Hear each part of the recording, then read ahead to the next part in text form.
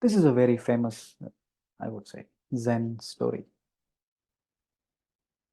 which has been used by so many great people to explain the concepts of different teachings. So the moon, the water. The moon is reflecting the Maya. Means, I'm saying here, the moon represents Maya, and the water in our buckets or in our glasses or in our pots reflects the mind. So there is Maya and then there is mind.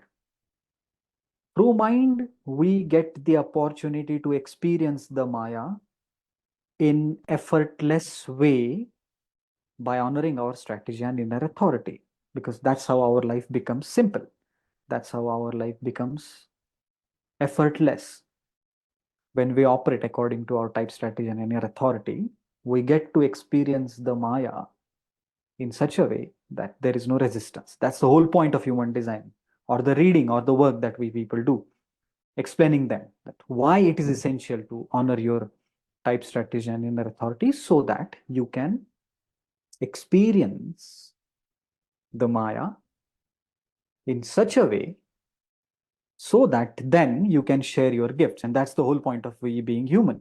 We are here to share our gifts with the other by correcting the relationship with ourselves first, again by honoring our type, strategy, and inner authority, and thereby improving the relationship with the other, so that together we can experience the beauty of being in this illusionary existence. I wanted to touch this simple and very fine concept of Maya and the mind, the relation, and how it works with all of us. Let's begin with mind. And let me share you another story. It will help. And meanwhile, while you guys are listening to the stories, keep shaking the glass of your water. Just keep, randomly pick it up and just keep and look at it. When you shake it and just look at it, right?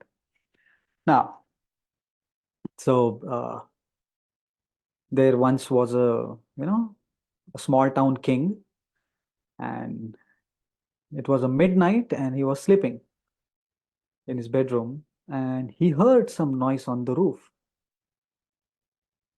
After hearing that noise, he yelled that, "Who's there on the roof?" And he heard a voice of a man, and the man said, "No, no, no, please go back to sleep. I am just searching for my camel." And the king was, "What?" And the man replied loudly this time, "Go back to sleep. I am searching for my camel." He couldn't understand that. He said, "Camels never get lost on the roofs." And the man said, "No, no, but still, please allow me to. You go back to sleep. I'm not disturbing you. Just let me find my camel. I lost it." He repeated himself that, "But I'm telling you that you cannot lose a camel on the rooftop. Are you nuts?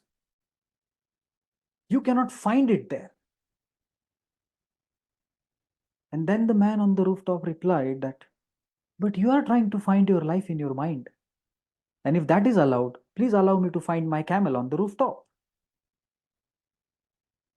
And he thought that, oh, this is something different. This man is strange.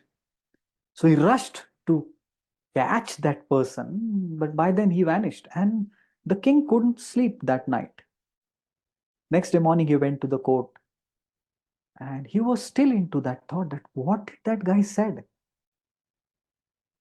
That you cannot find the life or you cannot find the satisfaction inside your mind. What was he talking about? And while in this thought, he heard a noise on the gates of his court. There was this another blunt man who was fighting with the doorkeepers, telling them that, let me talk with the owner of the place because I want to spend few days in this hotel. And they said, "Oh, can you not see? This is a courtyard. This is not a hotel where you can spend 2 or 3 nights. If you want to do that, go somewhere else." He said, no, no, no. Are you the owner? And the doorkeeper said, no, I am not the owner. Then why you're talking with me? Shut up. Who is the owner? Bring me to the owner. And they brought that person to the king. He was already confused with the last night episode. Camels on the roof. He couldn't undo the image of camel on the roof.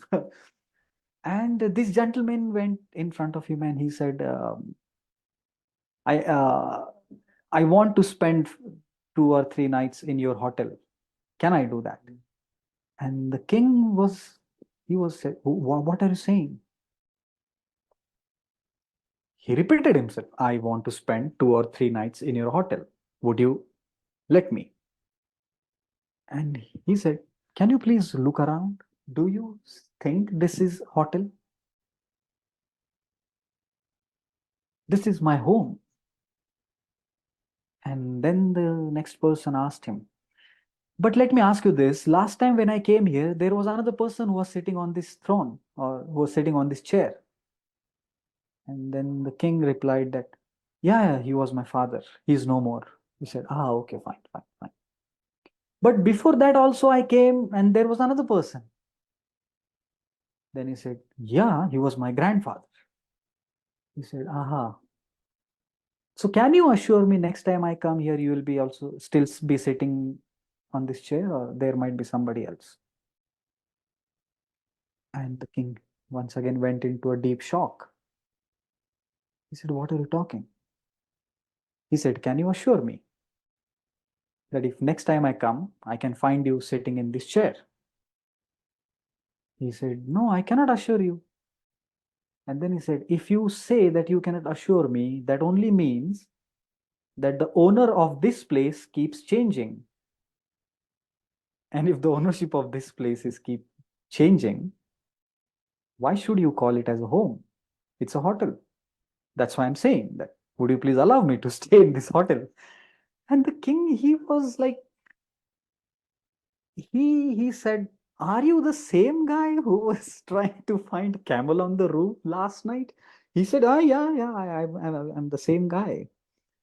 I just came here to give you enough shock so that you can understand that the life where you are trying to find it out, or the life the way it is, but the way you are trying to figure it out is not there. And now if I use the same doctrine, if I use the same principle for human design, it's amazed me. Are we trying to figure out life?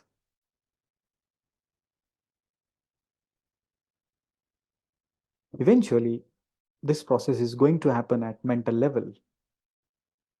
But still, are we trying to figure out our life?